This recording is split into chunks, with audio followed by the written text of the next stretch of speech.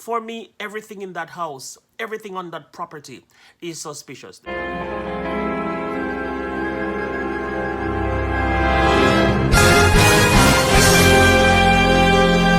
Hi, greetings and welcome back. We are back with the story of Gabby Petito's and Brian Laundrie. This has been ongoing for multiple days, weeks as a matter of fact. There has been many speculations. There have been many theories about what really happened, what really went down. There is one thing for reality, that Gabby is now dead. That has been confirmed, that she went missing and she is confirmed deceased. Now, the fiance, Brian Laundrie, is now on the run. He's also wanted for fraudulent activities with the usage of Gabby's Capital One cards, or her account was occupied by him taking out cash up to $1,000 and even more. Now, what we're looking into today is the fact we have the police on the case. We have the FBI, who is recently taking over the case officially. We have Dog, the bounty hunter, on the case, and then you have the media covering the case, the newsrooms, and across YouTube, TikTok, Instagram, the world, everyone is doing their little bit to help as much as they can. And there was two persons with the answers to all the questions that everybody would ever ask, and that is Gabby and Brian.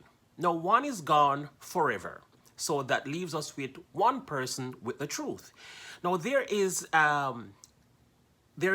two other person that could likely share some truth or shed some truth on the story, which is the parent of Brian. However, they are a huge cover-up. And then they have a lawyer, and the lawyer, for some reason, does not make any sense whatsoever. There are so many twists and turns to this story that leaves many worldwide confused in whom to believe, what to believe, where to look, and to find the result that would lead to some sort of justice for the death of Gabby. Brian went missing first, and he was just a missing person. Now he's a wanted person. In fact, I recently did a stream where I announced that that Brian was America's most wanted. Reason being, before Brian case, I did not know who actually was the top 10 most wanted in America. But because of this situation, and I said that he had to be, I went in search to see who the top 10 could possibly be. He was not on the top 10, of course. But guess what? I didn't know of the top 10. And I'm going to ask everybody who is watching this video right now, before I mention this, did you know who was the top 10? Did you know who was even the top 5 most wanted in the United States? I bet half the population wouldn't know who was.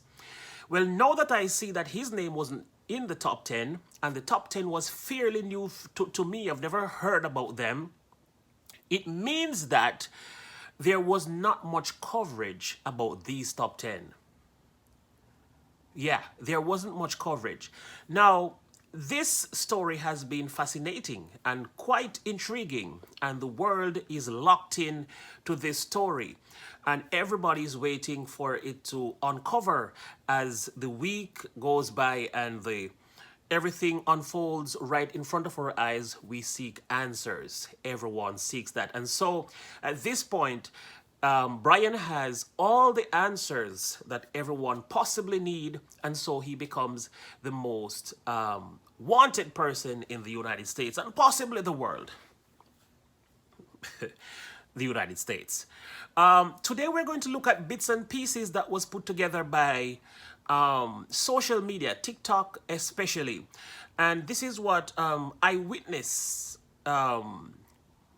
people who saw little things and people who helped Brian before knowing who Brian was. they wrote little articles on their social media pages, and I want to say a big shout out to News Nation for covering this and giving it to us. Please do go subscribe to them and support them for the great work that they're doing. We too are going to take a look at this story and see if we can make sense of it and see if we can at some point validate what was said. Right now we are just looking and observing and picking sense from nonsense. Let's go. Welcome back to our special coverage of the Gabby Petito homicide investigation. Brian Laundrie is now the most wanted man across the country, if not by the police, certainly by the public. And while the hunt for Gabby's fiance spans across the country, her family held a press conference on the East Coast, and they gave some updates on the case. Last night, her parents and her step-parents all got tattoos, identical ones. Not just themselves, to each other, but to the one that Gabby wore on her forearm as well. And it's her actual design, they told us. Let it be and believe. They also offered thanks to the FBI, the police, and to people on social media. I don't want to dismiss the ridiculously hard work that the FBI and law enforcement all around did, but social media has been amazing and very influential. And to be honest, it should continue for other people too.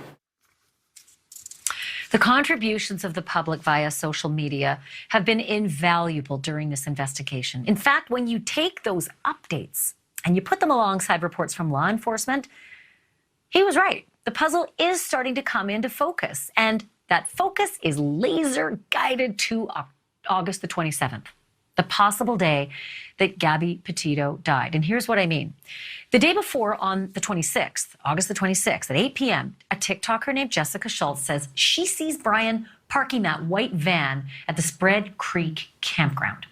The next day, August 27th, 1 p.m., another TikToker, Nina Angelo, sees Brian and Gabby fighting at the Mary Piglet's restaurant in Jackson, Wyoming.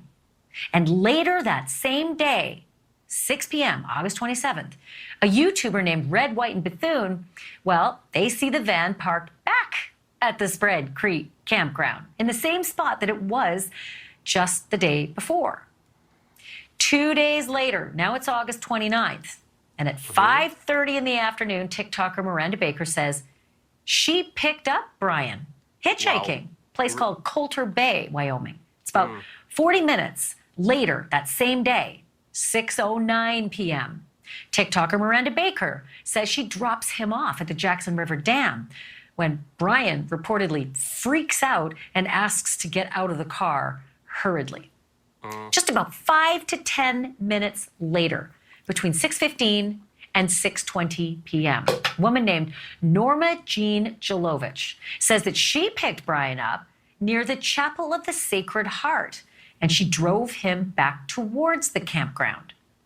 10 to 20 minutes later, about 6:30 to 6:40 p.m., Norma Jean drops him off, but she drops him at the entrance to the Spread Creek campground. She says she offered to drive him all those miles, down the long dirt road to where his van was parked, but, and this is interesting, he says no, and he hops out of the car basically while it's still moving, so something got his goat there. Let's stop there for a quick minute. Someone that is supposed to be a normal person and everything is going right in their life except for a little confrontation with your girlfriend. Because supposedly that's the only thing that was going wrong. The two was not getting along at this moment. So you just want to tell me that if this is reality, a normal person is in a hurry to get out of a moving vehicle because A, Gabby needed help because she was traumatized and from the whatever happened. B, she was bitten by an insect and she needed medical assistance. C, he was trying to get away from what he'd done to her. Let's continue. 3 days later, we're now at September 1st, a license plate reader spots the van arriving back in Northport, Florida. That is a 35-hour drive. And 9 days later, September 19th. That's the day Gabby Petito's body was found in that Spread Creek campground where all of these social media users say they saw Brian Laundrie going back and forth between the specific places and acting very strangely. Suspicious, yeah. But again, it's not just social media users. Cops too, FBI. They have said anybody who was in the area of the Spread Creek campground between the dates of August 27th and August 30th, well, they want to hear from you. Yes, yes. Still want to hear from you. What do you know? And at this time we're seeking. Yes, I did say we. I am seeking too. We're all seeking the help of the public. Anything that you've seen or heard will be greatly appreciated. If you have pictures, if you have letters, if you have videos, if you have anything that can lead to something, confirmation, the whereabouts of this guy. So at this moment, the bits and pieces, you know, you know what? When this story first came out, I was trying to play devil's advocate, you know, to say maybe I was trying to give Brian the benefit of the doubt. Just maybe something else happened. Maybe I was just putting a lot of maybe out there to say maybe he didn't do it, you know. And I still will say maybe he didn't do it. But at this time, I would personally say there is 99% chance that he did the crime. All of his actions, with the action of his parents, along with a lawyer that doesn't make sense. I am a better lawyer than that guy. Yes, I am. I am a better lawyer than that guy. I would have done a better job. Everything that they have done so far put them all in the bracket of being suspicious. The lawyer is suspicious. The mother is suspicious. The father is suspicious. The dog in the yard is suspicious. Do they have one? I don't know. Everything, the house is suspicious. For me, everything in that house, everything on that property is suspicious. The property is suspicious. The grass, the trees, every dang thing in that home for me is suspicious as far as I am concerned. So it's too bad.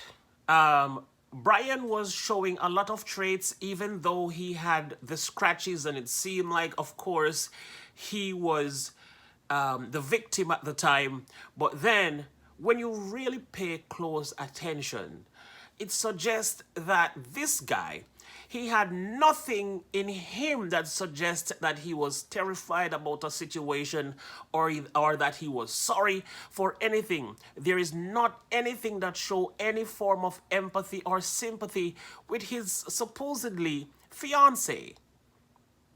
How can you not show any emotion? I know when you're upset, when you're vexed, when you're in an argument and you're upset, you're vexed. Sometimes you don't care in that moment, but it shows that you don't care and you're just unwilling to even speak about the situation because you don't feel so well in yourself. This guy was laughing and having fun. Like look at the work that I have done. It's almost like he was saying to himself, he's done what he's done. He's abused her both mentally, physically, emotionally, and after all that abuse, he was able to manipulate her, the situation, and went on further to manipulate even the cops. Even though they were trying to be as professional as possible and that they were trying to work with what was supposedly the evidence of what they've seen. But there were signs, and of course we understand that police are not psychologists and so forth and so on. They are not so great in this area. But come on, there were signs, there were telltale signs to show that this guy is questionable. But I know, I understand the law. But anyway, guys, let me know what you think in the comment section. And please remember to like, share, and subscribe if you're new here. And of course, leave me anything possible in the comment section that can give us things, more plausible documents to cover in our reports as we continue the journey on this Gabby's Petito case. Until next time, I am yours truly, TR, Niall Rex, representing for TR News and Reviews.